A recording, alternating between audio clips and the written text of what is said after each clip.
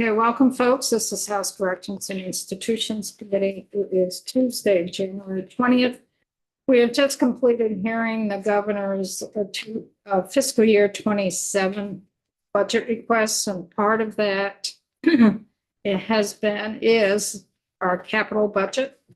We're in the middle of a 2-year budget that we put together last session, and we call this our budget adjustment. And it's a mid-year review. And it's an opportunity to get caught up on projects we've already funded, projects that we propose to continue funding in FY27. The administration is presenting to us some changes in dollar amounts and moving money around and possibly new projects, or maybe not going forward with some projects. So I'm going to turn it over to the Agency of Administration. We have Nick Kramer with us. So welcome, Nick, and if you could identify yourself for the record. Of course, thank you, Madam Chair. So for the record, my name is Nick Kramer. I'm the Chief Operating Officer of the Agency of Administration. We are the office that pulls together the capital bill across the enterprise. Obviously, the capital bill features heavily Department of Buildings and General Services, but also Agency of Natural Resources, the Agency of Human Services, and a whole host of other entities. So it flows through our office, and we work with the governor to settle on his priorities for capital biennial budget proposal, which is what we reviewed in detail last year. And this committee worked diligently on throughout the session. And now we're back, as the chair said, discussing the budget adjustment. Unlike the operating budget adjustment, doesn't happen annually because it's a biennial bill. We're back in the interim year, the second half of the session, to make some tweaks to the bill that was passed last year. So I'll start by, hopefully everybody has had a copy of one of these delivered to your desk. Capital budget adjustment, fiscal years 2026 and 2027. I'll start by walking folks really quickly through the governor's letter. I'm not going to read it, obviously, but just underscore a couple points that are made. As the chair said, so last year, the capital bill in total was about $127 billion. Of that spending, about 87% of that was spending that's backed by bonds, general obligation bonds. That we issue for a period of 20 years generally, and about 13% was supported by appropriations from the cash fund, which folks will remember. We have spent a lot of time talking about the cash fund. From the administration's perspective, the primary difference between those two funding sources, to illustrate and underscore, is the lack of interest on cash fund appropriations, right? You're not paying back a loan over 20 years. So the savings there can be pretty significant over the life of the bond. This year, in the capital budget adjustment, I guess I'll start by saying typically, and Chair Emmons will recall this from her many years, typically the funding sources for new capital spending in an adjustment year are limited to two things. One being reallocations that are identified, so prior year appropriations that either have finished the project and have a balance remaining, or aren't moving forward for some reason, or have kind of timed out. There's an opportunity to take that prior authorized spending authority and redirect it to new projects. That's one possible bonding funded source in a capital adjustment year. And the other has to do with our actual bond issuances. When we go out to bond, which is typically every year, though the timing varies a bit, often we'll generate a premium on our issuance. That's an amount that investors are willing to pay above and beyond an asking price, if you will. And that additional funding raised is available to fund capital projects, and it displaces spending authority that was authorized in prior capital bills, because we have a new funding source to fund those projects. So that additional bonding capacity is no longer needed. So it kind of gets freed up for new capital spending in the current adjustment year. So those two fund sources typically make up the entirety of an adjustment year. For as long as I've been doing this, they've ranged somewhere between 10 and 20 million total. It's not a massive amount of new spending compared to the biennial bill itself. I think to the points the chair was making right before we got started, this year is a little different in that this is a little bit more of a substantive bill in terms of new spending or new authorizations. And it's thanks largely to the cash fund, right? So I mentioned a moment ago that the biennial bill was 87% bonding, 13% cash fund. This adjustment, which totals about 33.5 million total, is just 30% bond funded and about 70% supported by the cash fund. So that's a big flop in terms of the makeup of the funding mix here. The governor's letter goes on to underscore, we've been trying to make this point for a couple of years that this just really illustrates the importance of the cash fund, right? And that we're moving into a reality where a big chunk of our capital projects are not going to be solely supported by general obligation borrowing. So thankfully, we have the cash fund, we have its statutory transfer. This recommended budget fully funds the 4% statutory construct in 52 VSA 1001B. No surprise to anybody in this committee.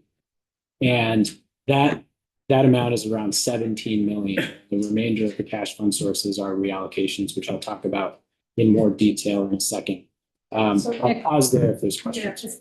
Just to be clear, when you say the breakdown, 30% is bond funded and 70% supported by the cash fund, that is not for the total budget. That's for that $33 million increase only. Of the new amount we're talking about this year. It might be good to go to the back spreadsheet to show the money, right? He said that of that, what was the, where did the 17 million come from? That's the We'll 70%. go through the I'll get there in a spreadsheet. second. That's the statutory transfer amount for the cash.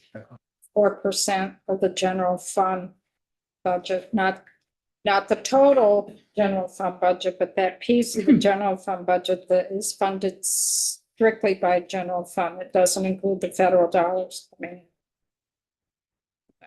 So maybe the best thing to do is go to You ready to go there if there's no? the last spreadsheet. So if committee members will turn not to the very last page, which is a report on prior year appropriation balances, but the second to last page, which is a fold out, the last page of this, what we call the capital bill spreadsheet. Be the page before that, it's the third page in. No, I'm sorry. Well, Yes, it depends how you define a page. never mind. Second. Yeah, he's right, second to last. It look like this for everybody, two big highlighted yellow sections, and it says page 4 in the upper left-hand corner. So what I'd start by drawing everyone's attention to, well, I'll just orient to the spreadsheet generally. So columns B through F, which have a light blue banner that says Act 33 has passed. Act 33, of course, was the capital bill last year. So those just give, for everybody's reference, the totals of what was passed last year by this committee and Senate counterparts and the Committee of Conference. So this is the final bill as it emerged from this building. Column B gives the appropriations that were made in FY26. Column C, though it's on this page we're looking at, is blank. You'll see on prior pages would give the appropriations made in FY27. The reason it's blank here is because there were no FY27 bonded reallocations last year. Column D gives the total of all the bonded appropriations or actions. Column E, which should be in red, gives cash fund appropriations that were made last year. So FY26 cash fund appropriations or actions. And then column F gives the total across all funding sources. Continuing to the right, the columns G through M are all of the new governor's recommended adjustments. FY26 should be unchanged from column B, what was passed in Act 33. We're not recommending any changes to FY26 appropriations. All of the action, so to speak, is in the second half of the biennium, either amending, adding appropriations to the FY27 bonded appropriations, which we'll talk about in a second, and that's in column H, all of those new actions. The total in column I, column J is just a repeat of FY 26 cash fund appropriations. And column K is I'm sorry. Nick, will you be explaining what the various projects are when you go through it? Instead of just various projects, I'd like to have a list of what they are. Of course, Representative. Yeah, probably not today, just in the interest of time, but we'll definitely be providing that breakdown. And some of those titles, by the way, have to do with the way that those are entered in our financial accounting system, so that when our folks go through and make these appropriations, they know exactly which debt ID, but we'll certainly open up the We'll need lid that, right? and, yeah, give the breakdown. So for folks, this is the reallocation piece. These are dollars that have been bonded, so now cash, in previous capital bills. Neither the project has been completed, and there's a balance at the end where the project hasn't gone forward, or there's other nuances to the project and the timing of the dollars. So this isn't talking about the projects in a regular spreadsheet like this. This is a reallocation piece. So the repo committee, pay attention. Yeah, So that's exactly right, Madam Chair. This last page that we're starting on is really all of the sources of funding into the capital bill, which as I just walked through, consists of reallocations, premium, and then cash fund in this case. The first part of this, like the columns that are not, or the lines that are not highlighted in yellow, should match the last page of your capital bill spreadsheet last year that gave the reallocations that Scott worked up. And so I'll start with directing folks to column H, FY 27 action, starting with the block of yellow highlighted numbers that starts with 43,190. Again, just in the interest of time, Representative, I won't probably go through each line today, but just say that these are all of the reallocations that the administration identified. These are, as the chair said, either projects that have been completed and had a balance remaining that they didn't need, projects, in some cases, like the various projects line, that those are debt IDs containing all of the Section 2 spending authority for BGS in that capital year. So there are a lot of different projects in there. So we'll, as we all work through the process, untangle exactly what's there. But these are the totals. They come out to a total of $3.3 million. And that's, again, already authorized in prior capital appropriations. We're proposing to reallocate and redirect to new or similar items this year. and not to be on this, only this one question. You've got 5 various project sections. So do they fall into a particular grouping? So these would all be BGS appropriations from different capital bill years. For fear of getting too far in the weeds, the numbers that are given before the words various projects, you see how it says like BGS 20042, et cetera. There's a certain amount of decoding that can happen from those. Those reference the year and the act and the section. So there's a sort of a trail. I won't unpack in detail right now, but we'll certainly go. Sounds great. Thank you. So I'll pause, yeah. I just thought I'd ask, I didn't hear Mary's question, but I think I have an idea what she said. But so these, for those of us who've never done this before, the ones in yellow are the projects that were already funded and that you're going to eventually take the money away from because they're left over. Is that? So in general, Representative, anything in yellow in these spreadsheets is meant to highlight actions that we're proposing to take in this capital adjustment bill. So as compared to, say, the non-highlighted ones in the column to the left, all of these in that top section, so the top half of your page here, yes, these are all reallocations of prior capital appropriations that have been sort of swept, for lack of a better word, to be used elsewhere in the spreadsheet. They'll show up as new appropriations for a new project. So this 3.3 million that I'm highlighting is part of what will be 10 million in new bonding capacity that we are proposing to direct to a number of new projects. Does that answer your question? Yeah, There are projects either have been completed and there's a balance right. on that invoice, or the project has changed, hasn't gone forward in a certain way. So we're reallocating that money. Or I will flag, because I think this is a good time, there are statutory limitations on how long capital project appropriations can exist. For bonded appropriations, after 2 years, the requirement is that we start reporting on them in a comprehensive list to this committee. Then the repo committee, among other entities, takes a good look and starts asking questions about cash flow and the projects, making sure the projects get out the door. And I'll just note the final page of the booklet is exactly that report pursuant to 32 VSA 701 AD. That's a list of all bonded capital appropriations that are 2 years or older with outstanding balances. That's a high-level overview meant to give this committee and the repo committee a start on looking at what's sitting out there and what could we be reallocating. So that's after 2 years. After 5 years, technically, capital appropriations are not supposed to carry forward at all after 5 years. And so there have been instances like in last year's capital bill where the committee made the choice to not withstand that language and let funding carry forward. But generally, we try to reallocate. If it's been sitting for 5 years, something's going on, right? That we should be reinvesting that capacity elsewhere. And so there are only a couple here, but like the ones that start with 18 and 20, for instance, those top two, that means the referencing fiscal year that's past that.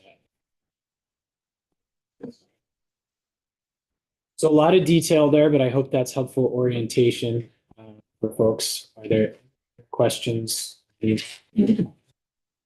Okay, so the 3.3 million in bonded reallocations combines with a total that's kind of hard to see, but it's 4 lines down, 6.858156.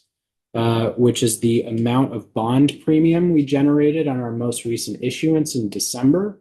So as I had mentioned, that is also available to reinvest in the bonded section of the capital bill. Those two items together total about 10 million. So that gives a total of about 10 million in new bonding capacity that we'll be proposing elsewhere. Pause there in case there's any question on that. It's the bond premium, they're considered bonded dollars, so they're.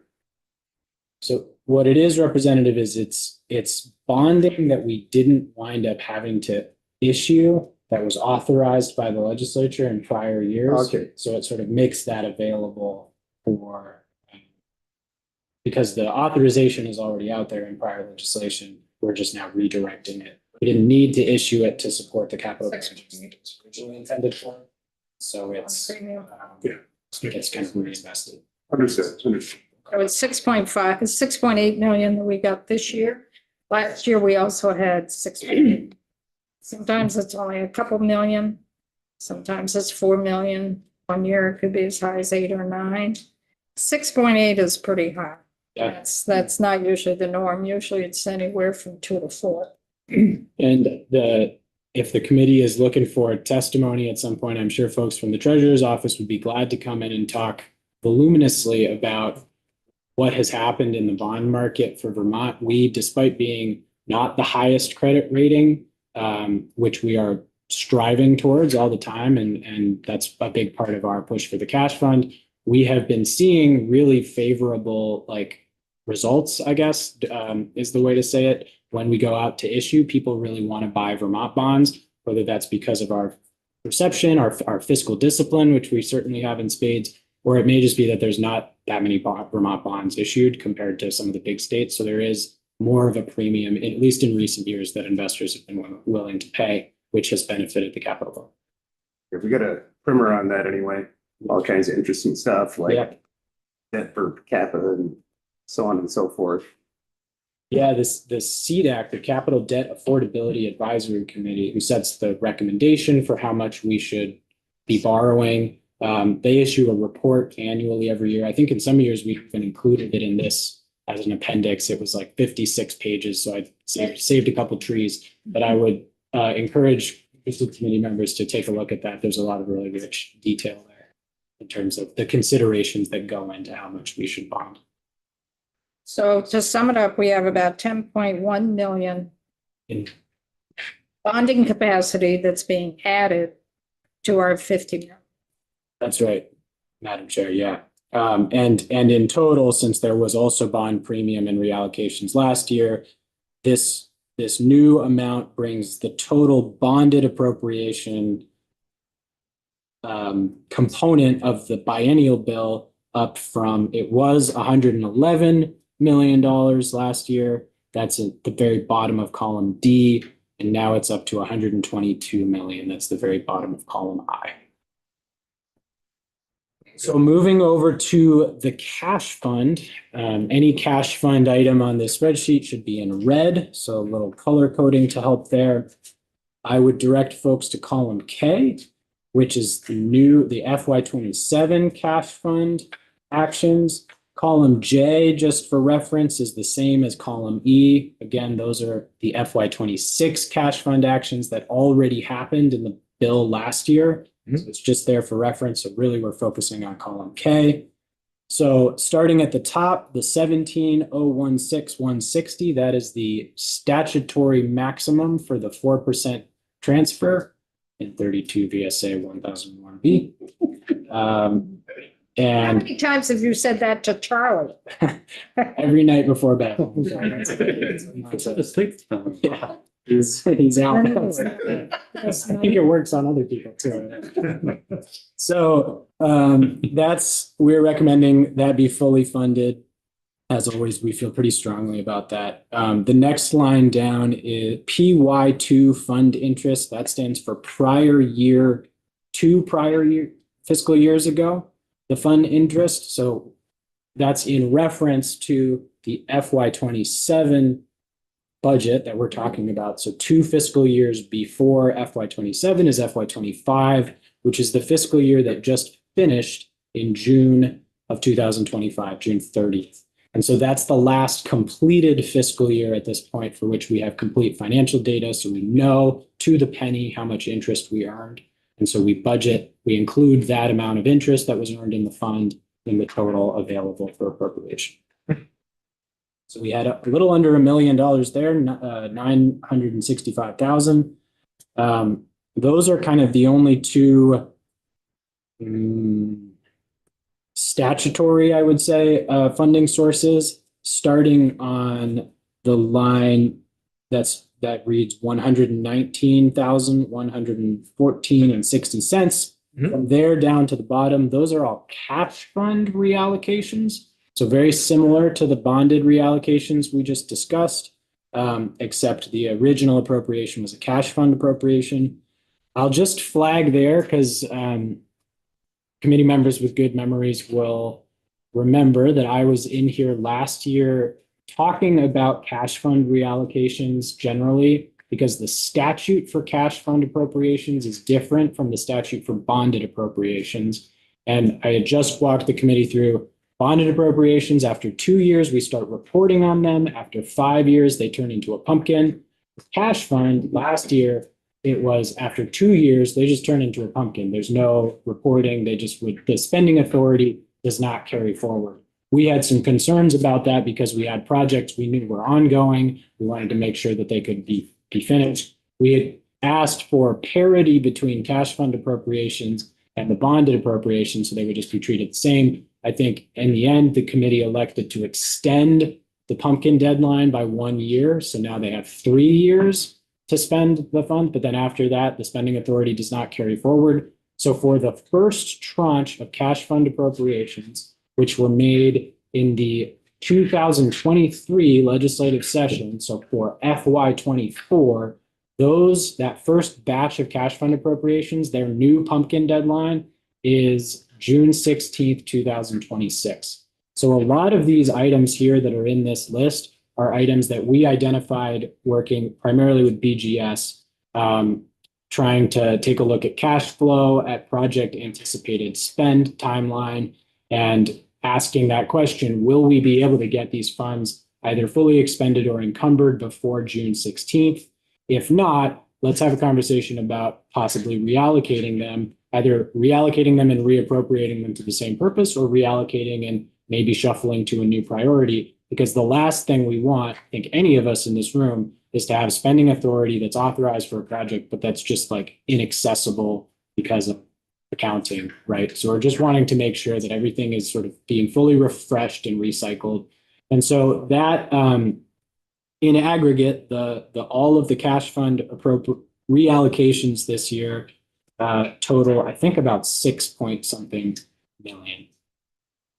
So it's not itemized here. It's around 5.2, because you've got 17.9 of the 23 million. That is the statutory. So that's about 5.2 million. Yeah, I'm sure that somebody with a good abacus can help I us. just did a quick man. And how many of those, how much of that is going back to the same, just being reallocated to the same project? Not much of it represented, and I'll try to highlight those as we go through the. So the total then for new cash fund sources in FY 27 is given the third from the last number in column K, and also the last two numbers in column K, 23,418,455. So you add that together with the 3.3 million in the yellow highlighted section above, the bond premium of 6.8, and that gives you the total of like 33.5 million, which is all the new capital PAA action we're talking about. Any questions on any of that? I give a thumbs up. Oh, you That was a good get explanation. it. So then we shift to find out where the administration We're gonna is put it. proposing to put the 33 million. Right, so I would invite members to go back 3 folded pages to the first page of the spreadsheet. It should say page 1 in the upper left-hand quadrant. And give folks a moment to get there. Which one? So I'm gonna walk from top to bottom.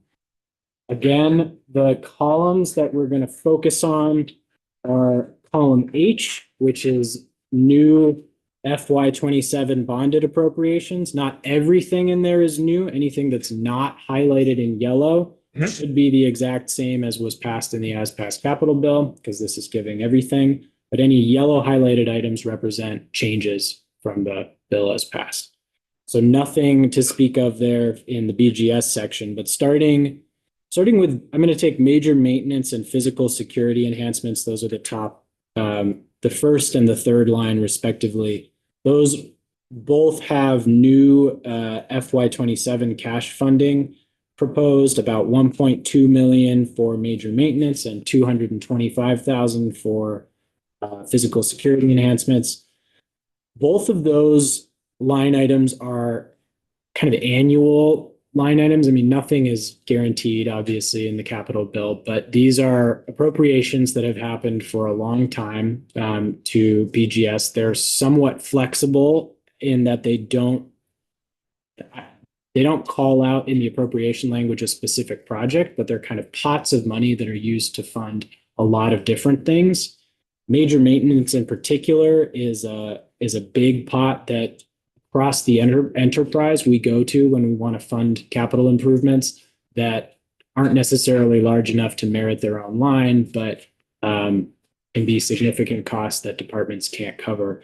So what has happened in recent years is the capital bill, the overall size of the capital bill has shrunk, which thank goodness for our CDAC recommendations and our rating agency progress. But that's obviously put constraint on the bill. One of the places we've shaved historically is in major maintenance appropriations. As BGS is looking at the pipeline of projects, they have a very long list that I'm sure they'll be happy to walk through in detail. We just realized that it was time for a bit of a right sizing of that appropriation. We had some additional capacity, so we're beefing up both of those lines. There's a long list of projects that are in the queue, so to speak, that could fund it. So to come up with those numbers, they had to have somewhat of an idea of some of the projects, yes? Yeah, So there will be a list of those as well. Thank of you. course. Yep. A detailed list, sure.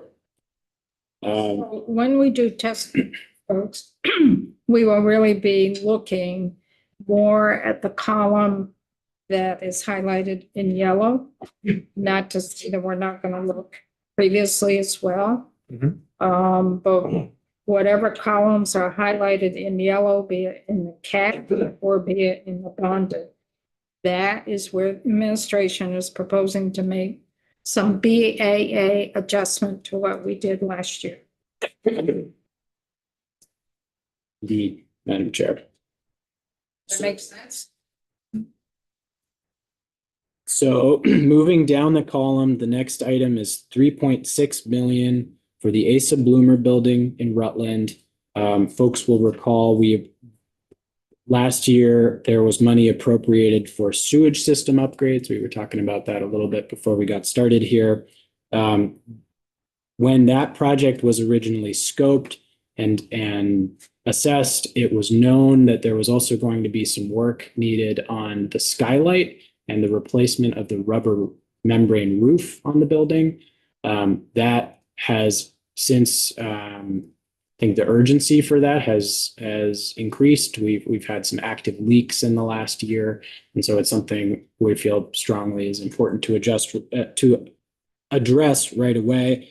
3.6 million is our best estimate for the cost of finishing that project. Underneath Rutland Multimodal Garage renovation, that is a component of the structure that's attached to the state building. It houses, I think, a variety of functions. There's some parking. There's also the transit center there. There were appropriations made last year for that project to do kind of critical life safety shorings up of things and remediation. This additional funding would carry the work through like a 10-year fix horizon and make some more investments in reinforcing concrete and replacing joinery that's coming apart. I mean, I was joking earlier with Madam Chair, the parking garages in Vermont are not do not get along very well. The combination between salt and studded snow tires can really make up. And you'll see that theme emerge later down on this list. But so this is our estimate for 10-year fixes there. I'm just going to keep moving, and if folks have questions, please jump in. The second, well, I guess the last non-total item there is 3 million for 32 Cherry Street parking garage repairs, which is another parking garage into which we've been making some investments in recent years, kind of building momentum on that project. This 3 million, I'm given to understand, represents the cost to finish the project as specified in a guaranteed maximum price in an executed contract. So we've been building towards this one for a while. This really should be the final push to the end zone.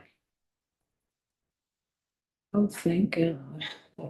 Yeah, you and me both. About it for years. Hopefully nobody says perhaps. Right. Well, what I will say in defense of my BGS colleagues, what I've come to appreciate in my time working on the capital bill is just how complex and how fluid pricing can be in this space, right? You really just never know. And I would love to, right? I'm the spreadsheet guy. I like to tie everything out and get it locked in, hold Joe Age's feet to the fire, right? But there's so many variables that can impact price, and it's just always a moving target, which is why, among other things, we're here talking about a budget adjustment, right? Things, so certainly appreciate the sentiment.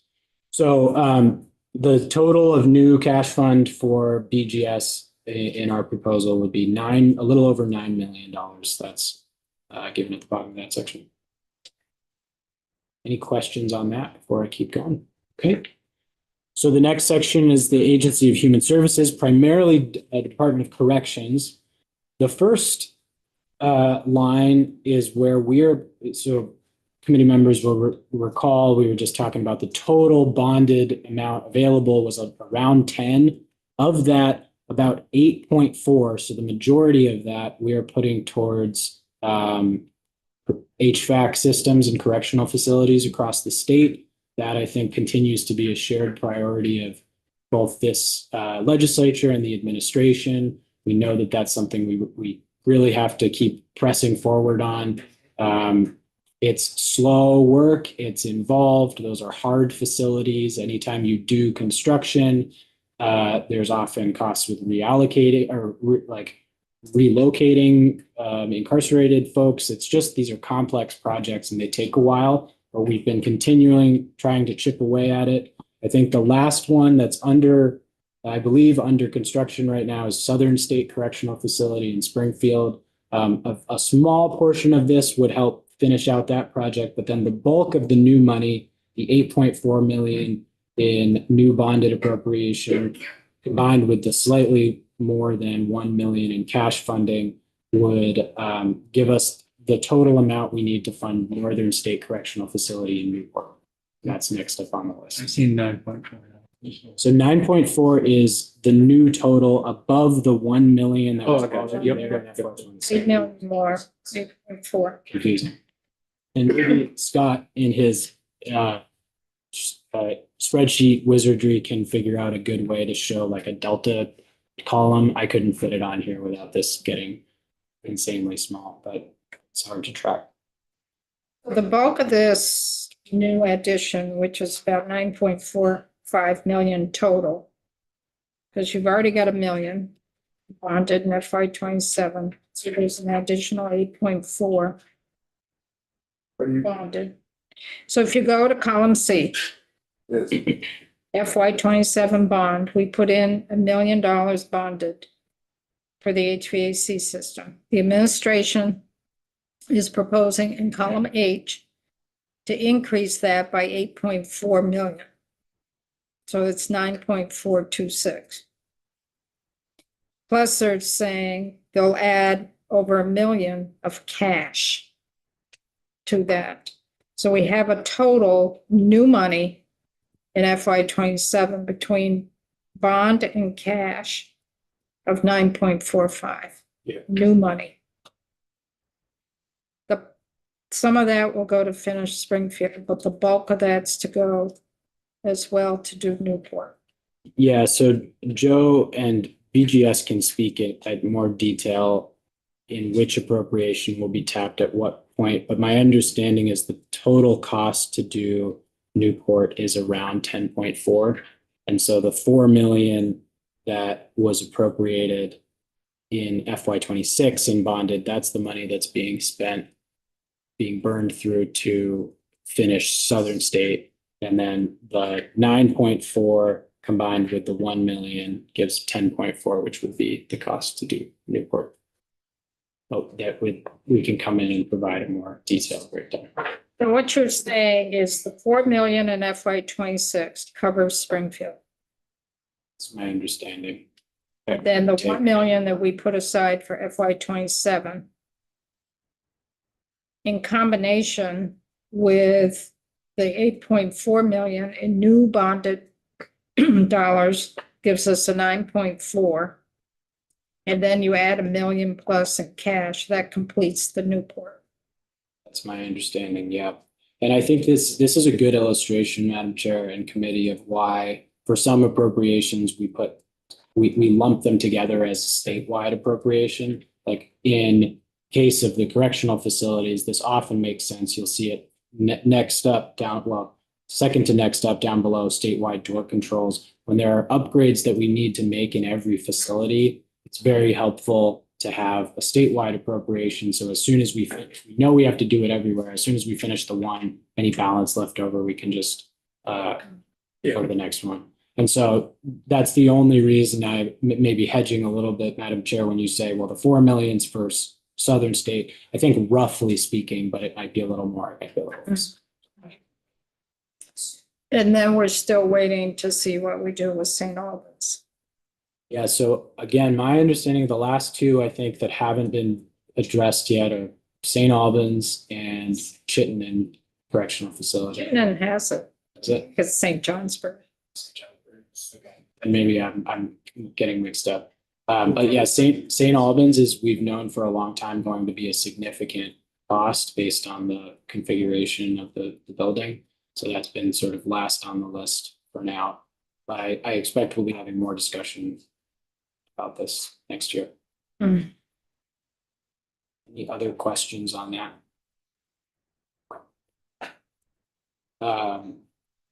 So the next one down, correctional facility safety and security upgrades. This is sort of a similar appropriation to the BGS security appropriation, only in that it's a pot of funding for a variety of projects that don't in and of themselves merit, aren't big enough to have like their own line. It says security, it's safety and security upgrades. I want to emphasize the safety. I mean, this does fund things like camera replacements, fencing, but also suicide prevention efforts, Prison Rape Elimination Act compliance. There are a lot of investments that need to be made in facilities to keep correctional facilities as safe as they can be. And this is a pot of funding that DOC goes to fund those things.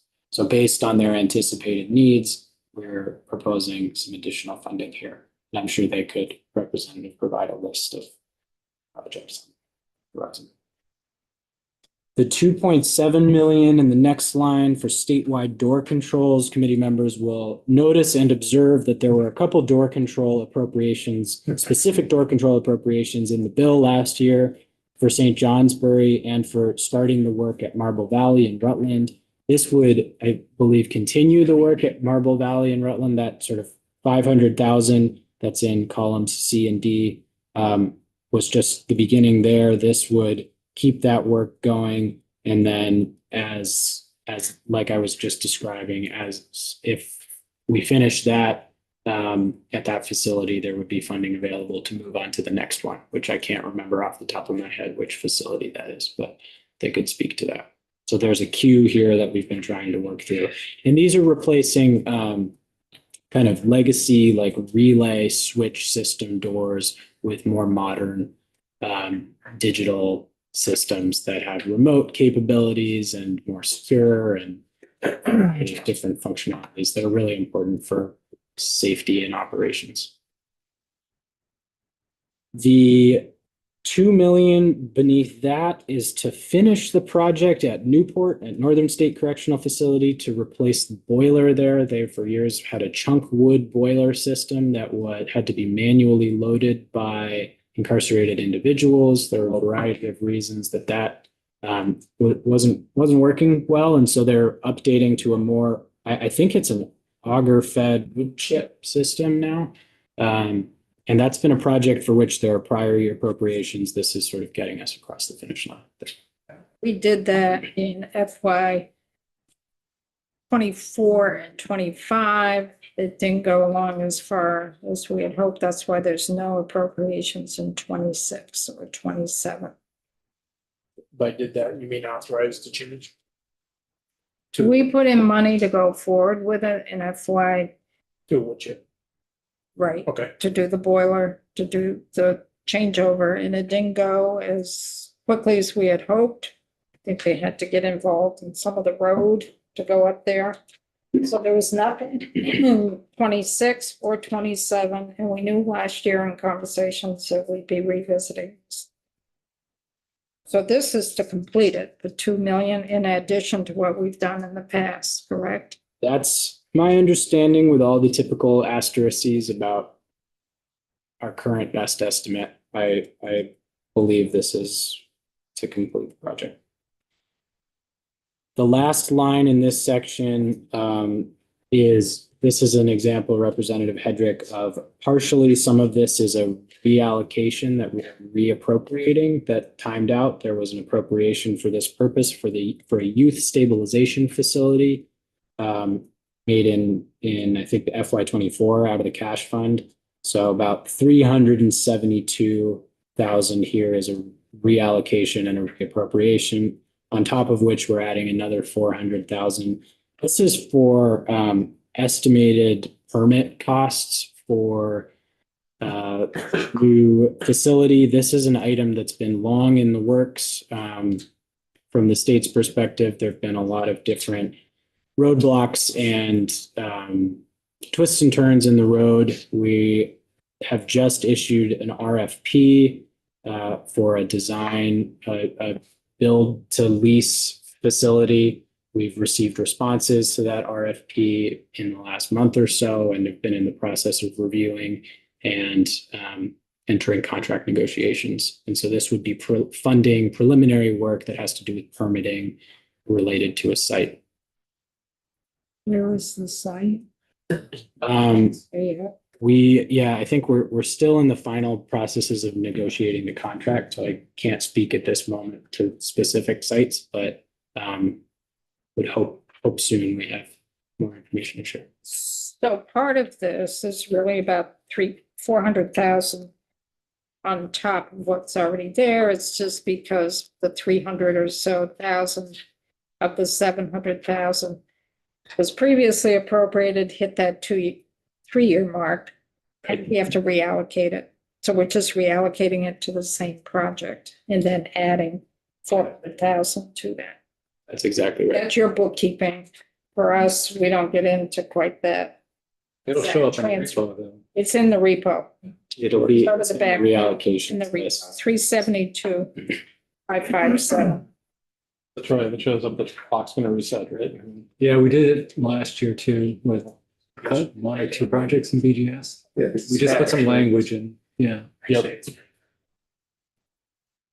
My question is, so even if we do a build lease, they don't pay for it, like we're putting in cash advance, like this money For or? permitting costs specifically, those are excluded from the development agreement. Okay. Everything else would be part of the development agreement.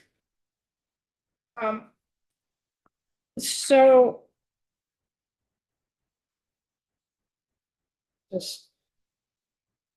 So for the lease payment for this building, what department pays for that lease payment? Is it DCF or is it BGS?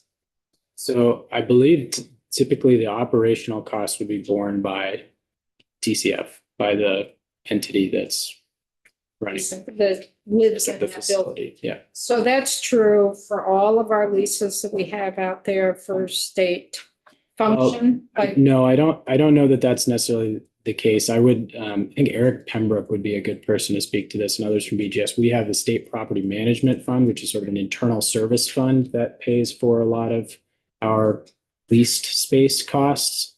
And maybe I misspoke a little bit, and I guess I don't want to lead the committee astray. The operational costs of the facility would be out of DCF's budget.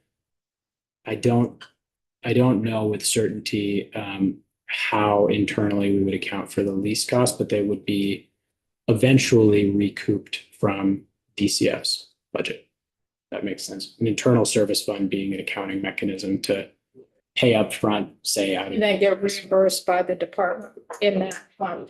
So build back. So let me be a little bit more specific here. So the return to work for state employees, we ended up having to lease space in Waterbury for, is it DCF? Is it DMA? A variety of AHS. It's DEVA.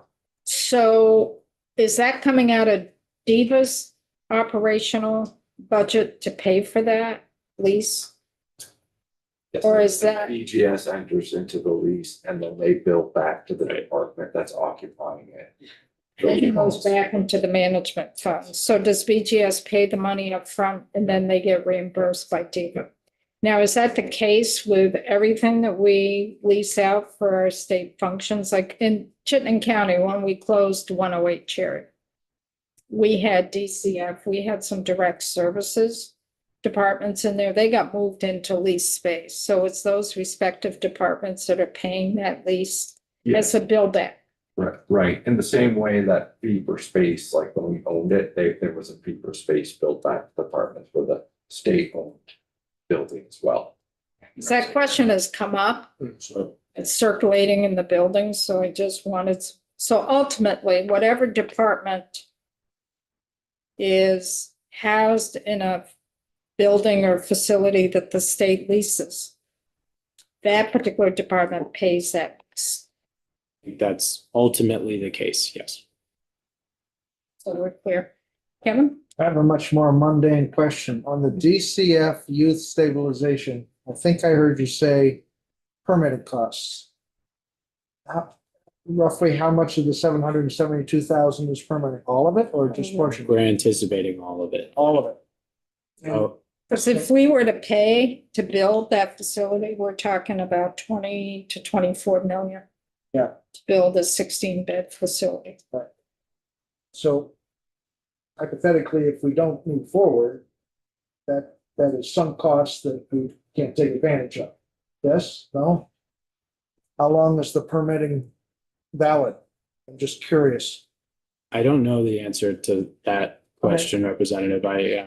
You might have some Lisa local. BGS could, I mean, I think permitting, my understanding is there are multiple components to this. There, I mean, this is a significant facility, really sort of campus that we're Yeah. contemplating. Yeah, they're. And Embedded is designed to formalize the design. Actual cost. Who's doing that? That's not part of the overall. that's. You can't get into who's Contract doing it negotiation. because they went out for an RFP. If you remember, we had the commissioner in the first week to give us an update on the replacement of the juvenile center as well as the correctional facility. At that time, she said they were out with an RFP for a design build model to see who could bid on it, who would bid on it. I know it's a little bit out of our purview, but it would be interesting to see the net benefit of that, if any, between just buying the thing with bonded dollars versus going out and having some kind of capped lease with a private party. One isn't necessarily better than the other, but Yeah, I think those financial analyses can be illustrative, representative. Yeah, and that's certainly something we We do a design build to take the pressure off the capital bill when you've got some big projects. On the other hand, it puts the pressure onto the general fund because you're paying for a lease and then you don't own that building. yeah, it depends what the cap rate is on the lease, and maybe there's some benefits to a third party building thing, but anyway. Yeah, there's a I'll lot. only ask one more on this one, drop it.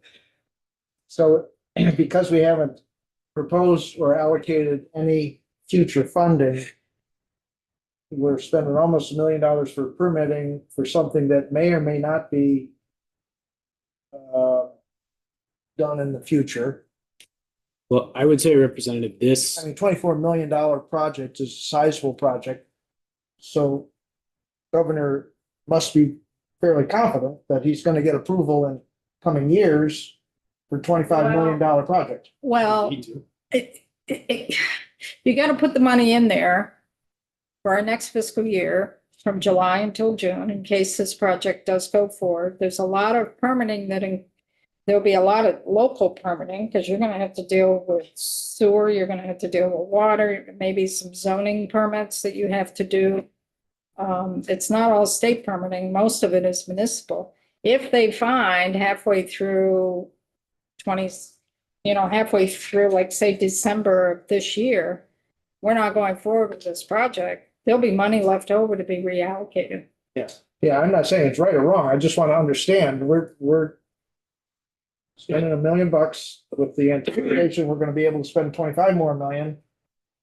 But not out of the We're capital. not spending 25 more million because we're doing a design build, which means we don't pay, Capital bill doesn't pay. capital bill doesn't pay for the construction. I would say, Representative, it's accurate to say that this request is aligned with good faith assumption that we're moving forward. This is, I'll sort of zoom out and put on my best AHS hat. I mean, this is a priority project that we've needed to move forward for a long time, right? And in the absence of action here, there are some not great alternatives, right? Which I'm sure this committee has heard about at length. So we've been pushing really hard. This has a tail of Yeah. a long time, but your points are. I'm just trying to understand. I mean, Yeah. if all of a sudden we have a total changeover in the House and the Senate and they don't want to support this, like all things in this. Okay, I just wanted to understand what I'm looking at, that's all. Yeah. Points well made. Point is well taken. We Yeah. were prioritizing project infogens for this facility. And we were working with the developer, same concept, lease, build to lease. Our zoning request to rezone was denied, and that's why we're back out with an RFP looking for a new location. So we did spend some of the money that's been appropriated in the prior capital bill on those efforts. Yep. I was just trying to understand the process. They're good questions, right? We also did put, I believe, almost 2 to 3 million capital dollars to build the new facility for the juvenile center. Then halfway through, decided to do a design build, and we reallocated those monies. So things It's shift. a temporary facility in Middlesex, right, to which their appropriations have gone, which is serving part of this need, right? But this is really a longer term solution. Okay, so that would bring us to the bottom of the AHS section for a total of about 8.4 in new bonded authority. That's the HVAC we talked about up top, and then 6.747 in new cash funding.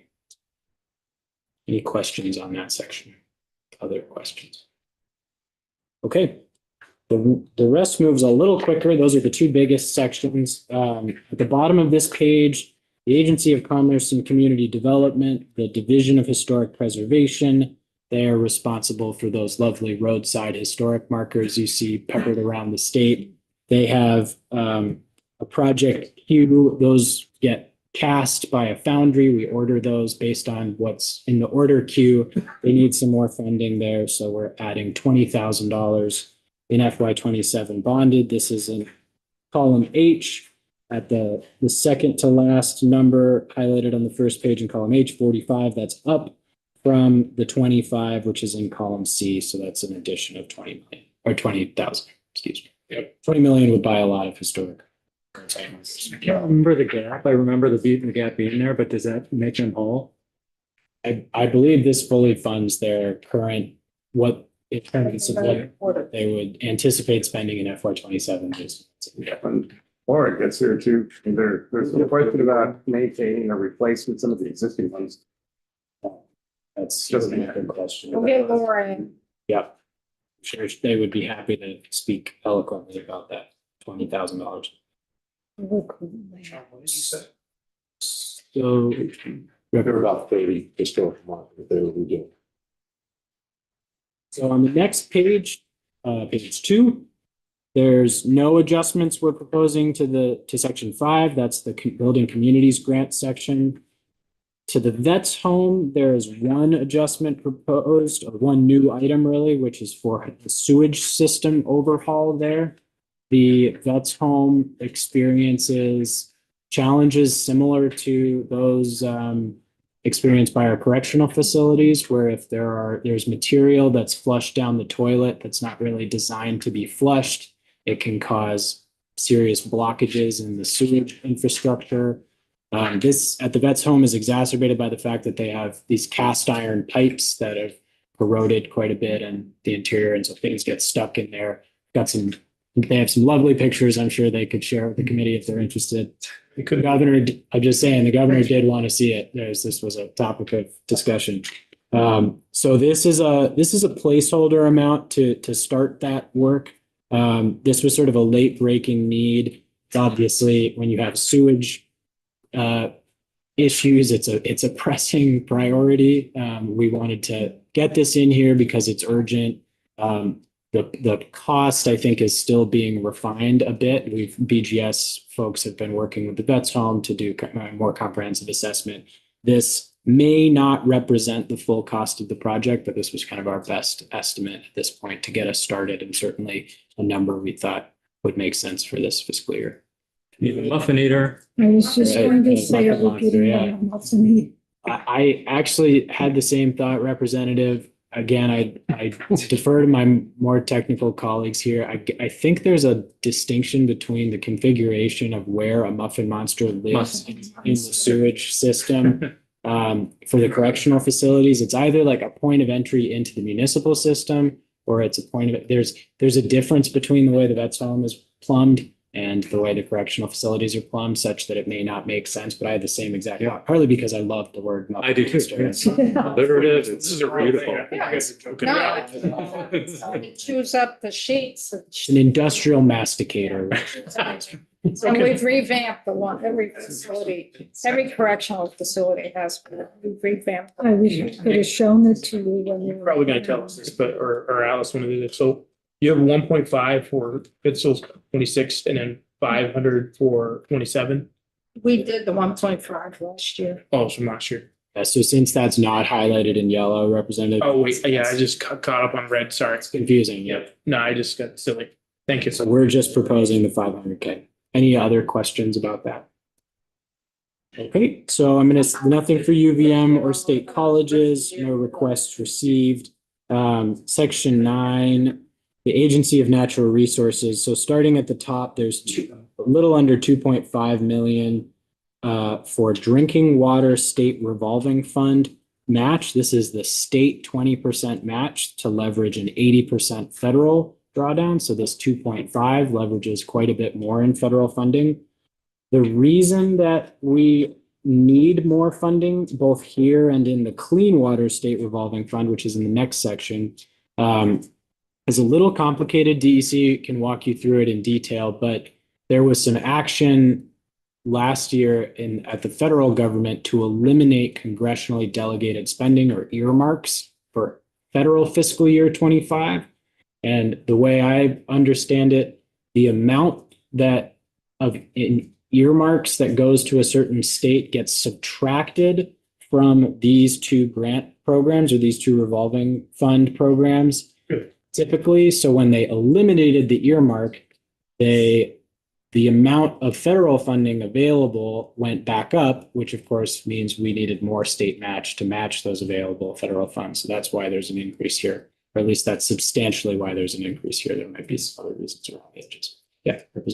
I guess my only question would be right now, do you know if the match stayed the same when talking with the governor, or has that not been determined? You mean the total? It's 5-to-1 match. So for Right. every dollar we put in, we get $5. So that dollar amount of the $5 we get, is that your question? Yes, Is it and the that same stayed the amount? same, okay, Mhm. so that didn't change, okay, but it's just the source of the money is what changed from my understanding of what you just said. The available federal funding that we needed to find match for increased. So we thought that there was less federal funding available.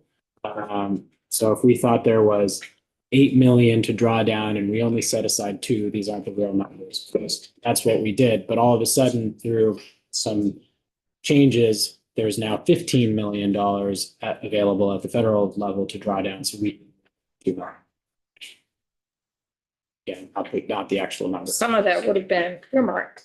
Well, yeah. Right, because, yeah, I, the way I understand it, and I don't have this maybe perfectly, is that the federal thinking is that, well, if Vermont was getting earmarked money that's going directly towards similar projects, earmarks, then that should be offset against the amount of competitive grant funding money that they get in these two lines. But since those earmarks weigh, the competitive total went back up. But Neil, it's a little convoluted. I think folks from DEC would be well equipped to walk the committee through it. Did you have to mention the question? No. But I think the thing I would underscore here. Well, I think it's an overly facile question. So there's always more need in this area, so we get the chance for this advantageous match, so we put money there. Is there a different area from which we're taking the money? And that's probably too damn simple, but. No, it's a fundamental budgeting question, Representative. I think all of the funding here, right? Anytime we fund one thing, it's an opportunity cost that we could have funded somewhere else. I would say, I think interpreting your question specifically, it's not like this appropriation is coming out of some more narrow bucket for similar purposes. It's all part of the capital construct. There's need everywhere, so get the most you can. That's right. And we, I think, and we and the Agency of Natural Resources would be first to underscore, 20% to 80% match rate is pretty good in the world of government. So these are high return Yeah, right. dollars. Thanks. Yeah, great question. Ryan, what did you ask? It's too simple, but sort of like if you're gonna pump up the state money here because there's this new ability to get more federal dollars and an advantageous match, where's it coming from? Like, it is too simple. I think we all just listened to a long speech about. Yeah, yeah. Um, I wasn't calling it simple. No, I appreciate the question. Any other questions on that? Okay, so the next items are a little more straightforward from an accounting standpoint, at least. Waterbury Dam Penstock project cost overrun. So there's been work ongoing at the Waterbury Dam for some time. There have been some prior appropriations there. This year, this is another one where DEC will tell the story better than I can, but my understanding is actually based on the drought conditions this year, there was some phases of the project that necessitated a certain amount of water flow that they weren't able to complete because of the drought. So they had to push that that phase a couple months forward into wintertime conditions. So I think there's actually occurring as we speak. There were cost increases associated with that, and they had to do the work, so they sort of ate the costs. But in order to stay within budget and appropriations, what they would have to jettison from the project are remote monitoring equipment for like the dam levels in the event of emergencies, which is not something we should be jettisoning from that project, given all of the serious safety concerns for these major dams. So this $150,000 is essentially a cost overrun backfill for the project to make sure we can do all the things that we need to do. But that's kind of the history of how we got there. Those damn dams. That's right. So then the next one down is for FPR. This is kind of their general appropriation that funds a lot of different types of projects, park infrastructure generally, and also 3-acre rule compliance, which has been a big item in recent years. Another area where they have a long list of projects they need to complete. There's always need. We had some capacity. We wanted to keep on top of needs here and not get too far behind the 8 ball, so to speak. So we've added $400,000 here. The last line in this section, $200,000, would fund the development of dam safety and maintenance plans for about half of the dams that are owned by Fish and Wildlife. Fish and Wildlife owns about 70 dams, which is actually, I'm given to understand, the majority of the dams in A&R's portfolio. Of course, they're not the biggest ones. It's not the Waterbury Dam, the Wrightsville Reservoir. These big industrial dams are generally within DEC, but the little ones that we drive by and sometimes don't even notice, right? The old stone walls that are overflowing type thing. Those are often owned by the Department of Fish and Wildlife. Even though they're smaller, they can pose significant safety hazards in some cases. We saw in both floods, these present issues. So this work would be really assessing the status of each dam and coming up with a plan. Does it make more sense to decommission it in the long run, take it down completely? Does it need structural reinforcements? Is it ecologically significant? Sort of all of that work. And I would say dam safety and dam maintenance generally is going to be a significant area of ongoing need for capital bills in the future. You know, the Flood Safety Act that passed in recent years increased a lot of the requirements, and so this is sort of the beginning of that work, and specific to Fish and Wildlife, helping them get a handle on it. No recommendation that we're funding any fishing derbies for Fish and Wildlife. That How do you ask? Or walleyes. or walleyes No, year 2 is fishing derby. Yeah, it's sister. historically representative, that recommendation has not come from the administration. You're so straight faced. Appreciate the context.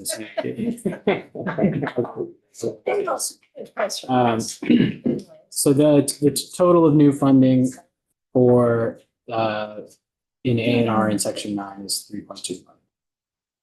The next section, clean water, then we're on to the home stretch. This one I think is pretty uncontroversial. You know, there's a $10 million placeholder in the original capital bill for the second fiscal year. Clean Water Board meets, they make recommendations on how to allocate that. We adopted their recommendations, And so this just distributes that 10 million. So was the same true for the Clean Water Revolving Loan Fund as the Drinking Water Revolving Loan Fund in terms of earmarks going away? Yeah, astute question, Madam Chair. Yes, my understanding is both suffered the same fate.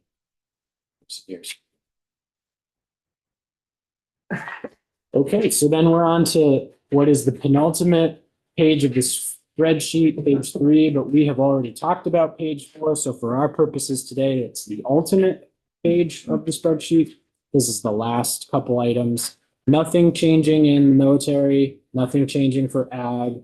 For the Department of Public Safety, we've got $500,000 for a USAR facility. That stands for Urban Search and Rescue. They perform a variety of really important functions, especially in times of crisis. This has been a priority of the department for some time to identify space that can be kind of a hub for those services. There have been a variety of conversations over the last couple of years about this. We are feeling confident that we have identified some unused existing space that can be like retrofitted and fit the need for this program. We're still sort of in the final stages of determining specifically which site. We're looking at a couple of different options. And so this funding would really be for that design, that planning, that assessment, and then getting started with the work. I think this can be the most cost-effective way to. Judiciary, there are a couple items, $500,000 for the Essex County Courthouse Connector Project. Folks will remember there was $3.6 million last year for that project. This relates to, this is an additional cost for a standalone well and pump system to service the fire suppression needs. They are on municipal water, served by the municipality of Guildhall, but they've given to understand failed a couple tests to determine that they had the adequate PSI for fire suppression. Pressure supplied by the municipality doesn't serve, it isn't high enough. So they need to create a standalone well and pump system to meet code to be able to proceed with construction. This is a placeholder. I would encourage testimony from the judiciary. I think they were still refining their estimate at the time we developed this. So they've got some ongoing assessment and engineering looking at exactly what they need.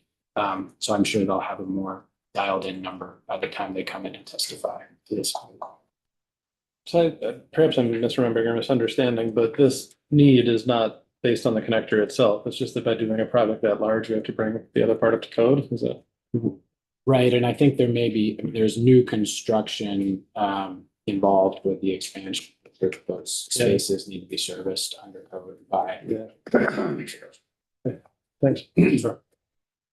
The White River Junction Courthouse renovation, we're adding 1.6 million in FY27. That's for bank stabilization behind the courthouse. Folks will recall we've been made significant investments in that building in recent years. This is to ensure that if, God forbid, we had another 100-year flooding event, all of those investments don't wash away down the river. So this is to shore up that bank. Why wasn't that taken into account at the very beginning? I believe it was, Madam Chair, it was part of the original assessment, and I think it was a capacity constraint. Capacity of the Capitol bill. And in terms of the sequence, that's something that can be completed at all. So, and then in Newport, committee regulars will remember this has been a conversation topic for a long time. The judiciary will certainly speak to the need for updated courthouse space up in Newport. They have a variety of challenges currently with the existing space. This money, so there's some bonded money and some cash fund money, and it's a mix, I think, in both cases of some reallocations and some reappropriations. But the net impact is about 2.5 million in new funding for this project. And the context that I think is important to give here is that there appears to be a lot of momentum in Newport currently. The municipal leadership and sort of the local economic development folks have really coalesced around a vision for Newport in the downtown. And they are pursuing a TIF district, and they're really thinking about the future of downtown space. So there's a lot of moving pieces at play. We don't at this point, I think, know exactly how every single thing is going to land, but BGS has been actively involved in those conversations. And we've discussed with the governor, and we're feeling optimistic at this point that there may be an opportunity soon to really make some progress on this project. And so there are some prior appropriations out there for this. There was an appropriation for land acquisition a couple of years back. It's 3 million. Do you know, is it? Not off the top of my head, I'm sure, but we can I certainly. think it's around 3 million. So we wanted to make sure that as things move forward, that we were positioned to make speedy progress here. We've done this, it was in FY 22, FY 23, FY 24. I mean, we've put money aside thinking we could purchase a piece of property and then possibly start some design documents, but that has kept falling by the wayside. The money has stayed, as far as I know. There's been a lot of shifting currents, and there land searches that were completed that didn't necessarily yield viable results. And so it's been a dynamic process. So that brings the total, there's a new 1.7 million in bonded for the judiciary, plus a new 2.8 in cash fund. The final item on the list is $566,000, 724 for the Vermont Historical Society. As everybody I'm sure knows, they house a variety of really important historical artifacts. And many of those are housed in a climate controlled vault. The unit that services that vault is called a Munters unit. Theirs is old and certainly past its warranted life, and they're having trouble getting parts for it. And it's functional currently, but of course the concern is if that very specialized piece of equipment goes, we could lose some stuff we don't want to lose as a set of valuable artifacts. And so this funding would help them purchase the new unit and install it. So is this also the Berry one? Is it This is also in Berry? So if there's no other questions there, I'll just take very briefly 2 or 3 more minutes, if it please the chair, to highlight the policy sections of the bill. Those were the numbers. There's just 3, and they start on page 7 of 8 of the bill language, which is a couple pages back from where we were. Give folks a moment to get there. Sections 9, 10. One starts 1 page before that on 6 of 8, sections 8, 9, and 10. Sections 8 and 9 both come from the Department of Environmental Conservation. Again, something they can walk through in more detail when they're in. But essentially, these are statutory changes that do a couple things. They give the agency a little bit more discretion, a little more flexibility in determining eligibility for drinking water revolving state funds. They categorically define manufactured housing communities as eligible for these funds. And then there's a specific call out, I think this is in section 9, for water line extensions. So the net impact and the intention here is all about expanding eligibility to these federal funding sources the representative was asking about earlier, to facilitate more infrastructure and housing development, the overarching goals that we all. So somewhat technical. And then section 10 is a small change, but it gives the Agency of Commerce and Community Development, specifically the Division of Historic Preservation, the authority to solicit grants, gifts, and donations, loans, et cetera. So effectively to fundraise for projects for historic maintenance. There's one large project this committee has discussed before, in particular, for which we think fundraising would be one helpful tool in the tool belt. I'm of course referring to the Bennington Ballot Line, which I had the pleasure of going up the other day. Capitol. Did you? September. Did you go all the way to the top? Early December, it was pretty chilly. It was chilly, yeah. I didn't, though we got pretty close. They just changed it. But anyways, so that's one piece of a multifaceted approach there. Shall we go up? He wasn't with me next time. Yeah, I have two questions. So the first one on in section 9 about the Vermont Municipal Pollution Control Priority System rule. So I just want to understand a little bit more what that language is. Is it making an exception for new housing units coming online if there is an application for a wastewater facility to get an expedited application through for that reason?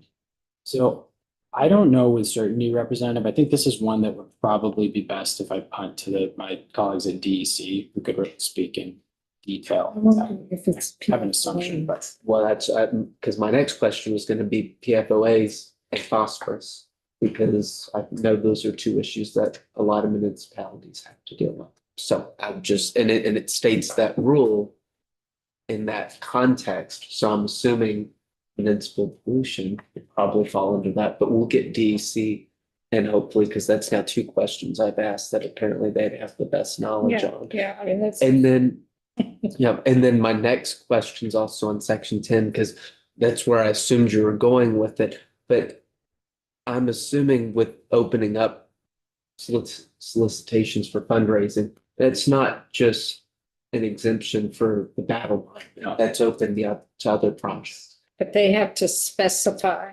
the page. Yep, yep, They have to specify the project. yeah.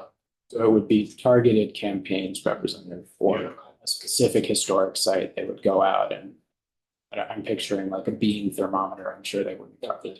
So then, Beam thermometer, yeah, you know where they, fill up the beams and say, oh, we're this close to our goal. Probably not in Old Bennington. yeah, no. But so I guess that leads to maybe the question you could answer best. If a specific project or list of projects were to take that fundraising goal and they do receive money, would that be,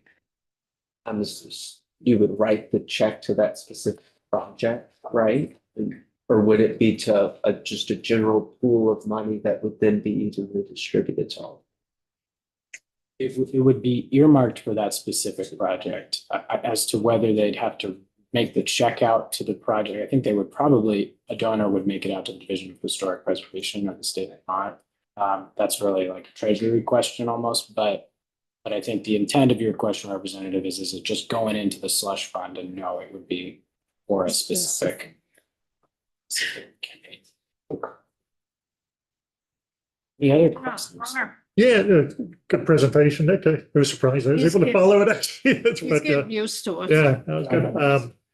I wondered, like, and I could probably ask the question of ourselves as much, we got some heavyweight projects coming down the pike here, right? I'm thinking women's prison specifically. And, if I look at what we have in the bank, I think it's like 16 million there. And the price is just growing every year we push this out.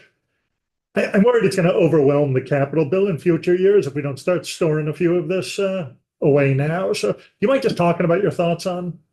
Sure, Representative. Yeah, it's certainly something we've talked about every year for the last couple development cycles. The 16 million matches my understanding in terms of what was originally appropriated. I think point of clarification, I think it's down to like 14-ish because we spent something on but there's a significant amount out there. I've talked a bit today about some of the statutory expiration dates on appropriations. Some of the original appropriations for the Women's Correctional Facility are going to start bumping up against those statutory expiration dates. In other words, if we don't spend them, they'll go away. I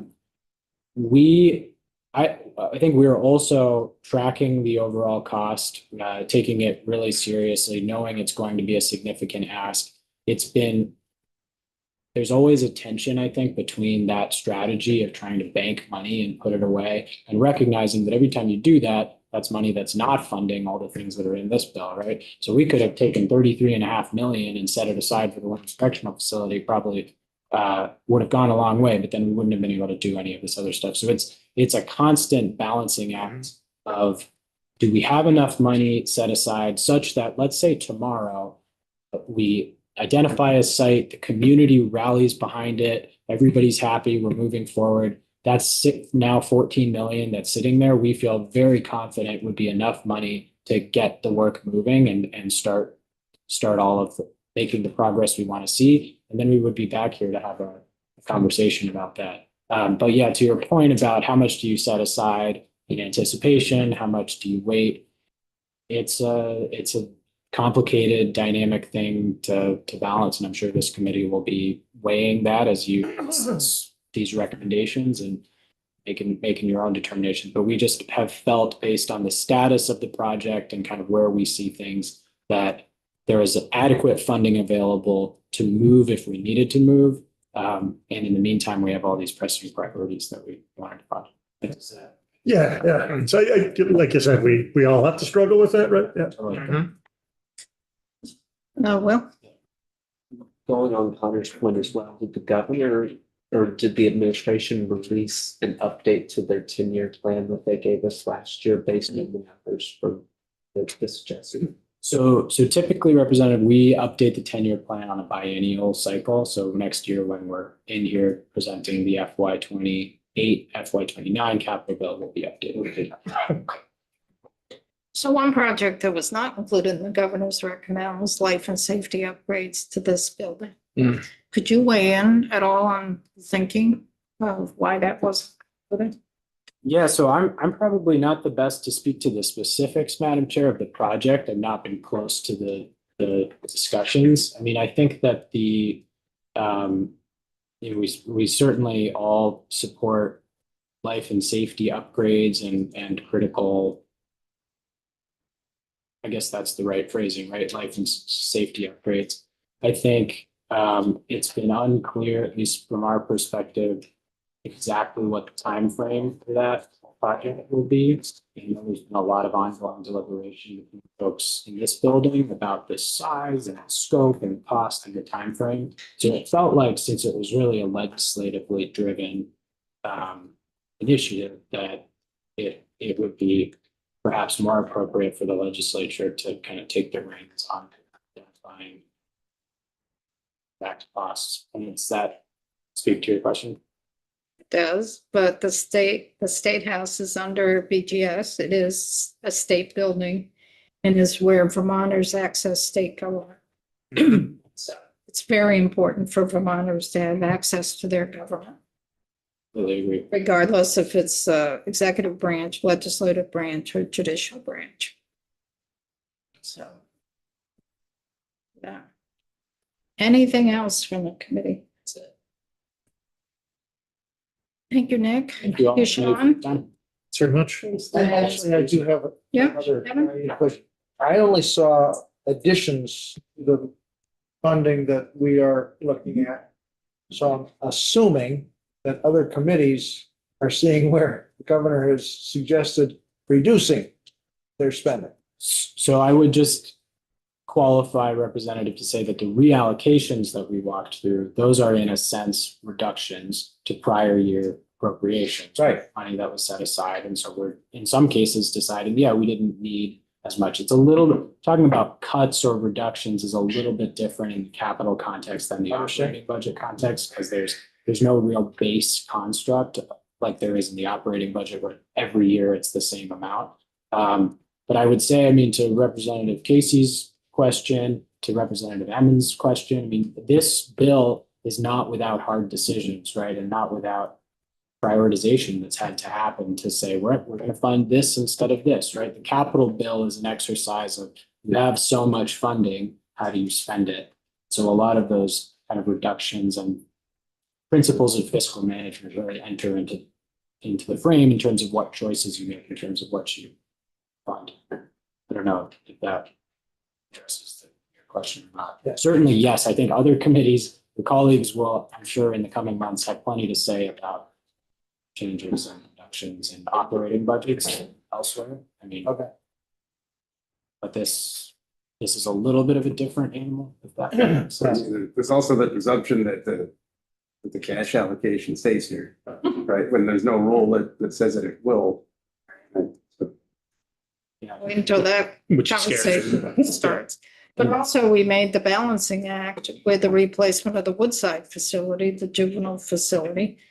We knew that there wasn't the capacity within our bonded amount or even within our cash amount to build that building on our dime, and that's why we decided to go the design build. But we know that that puts pressure on the general fund for that department to pay lease costs. So there's a trade-off. Or potentially other funding sources. Exactly that it would be the general funds. That's certainly a likely outcome, but could be some portion of special funds hypothetically or other funding, but. And I just, yeah, take the opportunity. I've been light, comparatively light as compared to last prior years, as the committee will remember, on cash fund philosophy and cash fund sermonizing generally. But since it's come up, right, I think every, and I don't have my son to be my mascot this time. Do it for Charlie. You know, every That's right. decision that this committee makes, as you're all weighing the important priorities and thinking about, yeah, every dollar that doesn't get fully funded, that cash fund transfer that doesn't get fully funded and gets directed back into the operating budget, which is a balancing of priorities, right? Is directly taking away from these capital priorities that I know some of us are tracking very closely as really important investments, right? So it's all part of the lovely sausage grinding that gets to happen. It's building and balancing priorities, but my perennial plug that both from we know we have capital needs like women's correctional facility, dam stabilization, all of these things I've highlighted as big things on the horizon. We know we're going to need capital funding.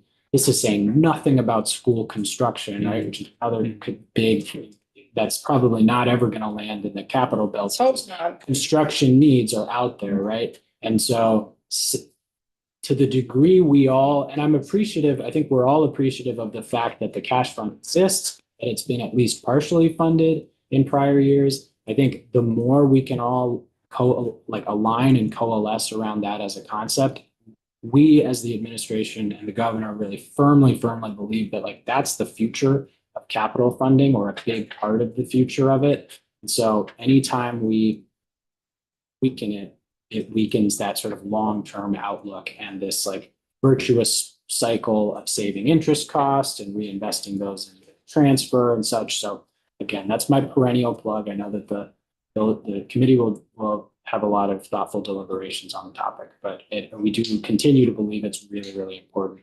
And I want to call out Scott, I think did a really great job with his report on the cash fund this year. A lot of really good factual information about how it got started. Some of the players, it was a collaboration between then Treasurer Pierce and this administration, and some really bipartisan support that went into incepting the cash fund.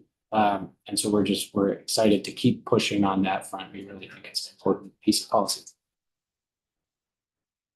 Well, good luck saving for Charlie's college. And pennies in the Speaking of cash. Anything else? Put that going. like that. Well, thank you, Nick. Yeah, Thank we you. appreciate it. Thank you. It's always- We'll start taking some testimony on this too. Probably more so next week, but we'll start. Great. Thank you. Great. Thank you very much. Thanks.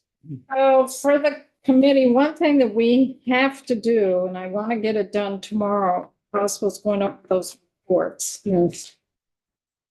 We gotta do that. We need to spend some time with Nick doing some scheduling, so I don't want to get going on the reports, but government operations always puts out a list, to all the committees, there's these yearly reports that come out. We go through this and say, do we need this report? Do we not need the report? We gotta get that done. Want to get that done. That. Anything else before we finish up for the day? Because we gotta do scheduling for Roy and James Tate finalized the next week. Gotta do that. Anything else? All good. I was just gonna remind, we met with the smaller group on the budget items there, so I told Kate, we'd like to request some of the materials ahead of time, so before we hear what their budget presentation is, we can gear up some questions for them. And then we've got some other little committees going. Anyone working on the commissary? Anyone on the telecommunication? Anything? Work on it. No, not in the past week. Since we Gotta get on it. We Yeah. wanna work on That that. commentary on me. If we wanna work on that bill and get it out, you gotta do it. Didn't we say at one point we're going to tape with all the different committees we have and who's on it? So And then I'm we have a list. gonna shoot a question to John. H50. We're scheduled on that tomorrow. Okay. Work on that, see what we can do. The governors, What? never, So we're not really doing too much with the capital bill per se this week. That's not to say we won't, because there's times here and there that we might be able to, particularly on Friday, might be worthwhile to do something. So normally what we do with budget adjustment, we really focus in on those pieces where the dollars are moving. But that's not to say that we don't get into FY 26 and 27 dollars that haven't changed. Because there are some projects in there that probably members are interested in getting an update. So we don't spend as much testimony as we did last year, because we're establishing the 2-year budget. But that's not to say that we don't look at some of the things we've done and get updates in terms of what's going on. So it'd be really great to hear from committee members what you'd be interested in that's not, has not been subjected to the governor's budget adjustment. Yeah. So we can figure out the you want to schedule, write our ideas down. write them down, give them to me, whatever. Does that make sense to folks? Yep. And I'm sure we'll have some requests for add-ons. Sure. So let's call it a day, and Troy and James, if you could hit a little bit of tape, so we can get some scheduling done. Anything else?